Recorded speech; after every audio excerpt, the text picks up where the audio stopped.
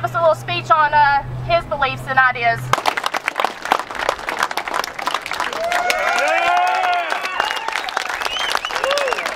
That's what's about, isn't it, ladies and gentlemen? How many here believe any part of the Bill of Rights? That's right. How many of you believe that the government has the authority to restrict your Bill of Rights? Raise your hand. Nobody, right? Well, let me tell you why.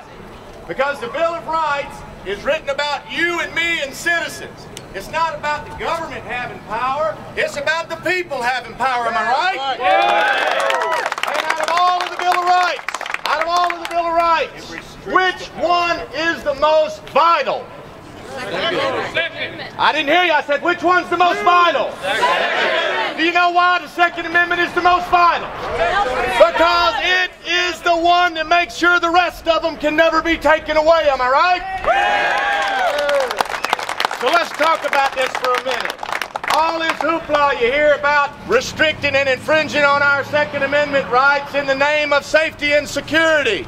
How many of you believe that law-abiding citizens are the ones that are going into these places and committing murder? That's right, murder's against the law, isn't it? Yeah. Carrying firearms on schools is against the law, isn't it? Yeah. Convicted felons owning firearms against the law, isn't it? Yeah. People with mental defects owning guns against the law, isn't it? Yeah. Well, I just named a bunch of laws that were broken, didn't I? Yeah. So how many people here believe that another law is going to solve the problem? It's never going to solve the problem. But that's not what we need to be thinking about. Do not let them win the propaganda war against your freedom, ladies and gentlemen. That's what this is about. This is about controlling the debate. This is about setting the agenda. This is about making sure that people have the right information in their hands to make the right decisions. And I'm going to tell you one thing right now. If you think that you can play all of the school shootings and stuff over and over and not get an emotional response, you're wrong. I myself, I had to turn it off. I couldn't watch it. I've got a baby girl who's 2 years old, a son who's 17. And I don't know what I'd do if I was one of those parents sitting there. But I tell you, the first question I would ask is, how's a man who's mentally defective get his hands on any weapons to commit such a crime? That's one. So it goes back to what the basic problem is in most of this. Bad parenting, right? Yeah. Anybody here leave their guns unsecured around a mentally deficient person? Besides me, myself, no, right? So let's talk about that for a minute. There's no such thing as good or bad propaganda. There's only effective and ineffective. And as I look out across all these patriots here today that have come down here to stand up for all of our rights, especially the Second Amendment, which ensures the rest, I see either a heavy company or a light battalion standing in front of me. And I see a lot of patriots out there with rifles. I see a lot of people open carrying. Let me tell you something. I've been in a lot of places, and I've seen a lot of things. I'm a veteran. And I'm going to tell you, there's a lot fewer than what I see here can make a whole lot of problems for a great many more. But we don't want that. That's the confusion of the debate. We're not the ones that want violence and trouble.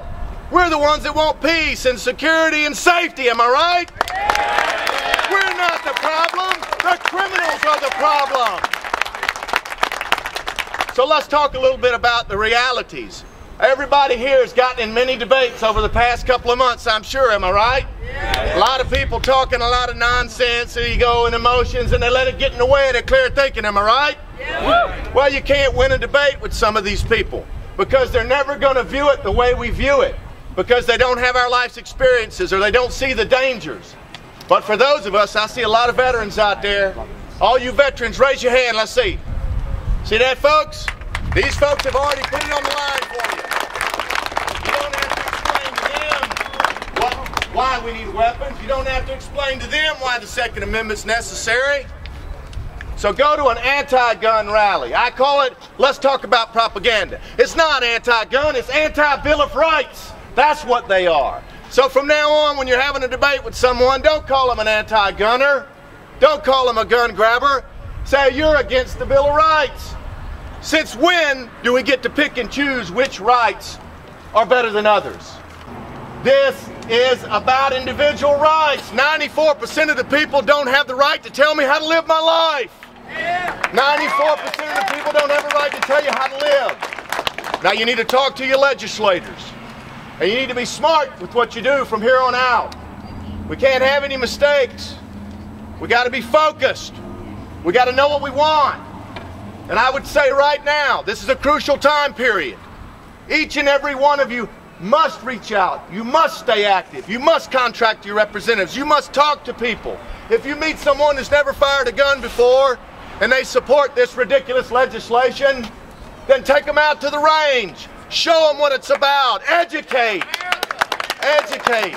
That's what you must do. Now I'll end on this. There's been a lot of folks say a lot of things, and people get angry on both sides. But we are right. And if you're right, you're going to be all right. Right? Right. Who here is willing to stand up? Call your friends and neighbors. Call your representatives. Write your letters. I joined the NRA. I've been a member of the NRA in years and years. I went out and signed up. You know why? Because they're fighting. You can agree or disagree, but they're fighting. Georgia Carry, they're fighting.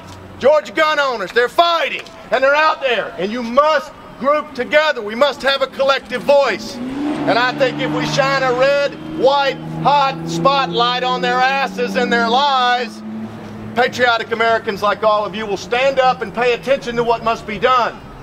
Now, this is not a cataclysmic thing one way or another. But what I say is, it's the drip, drip, drip, trickle.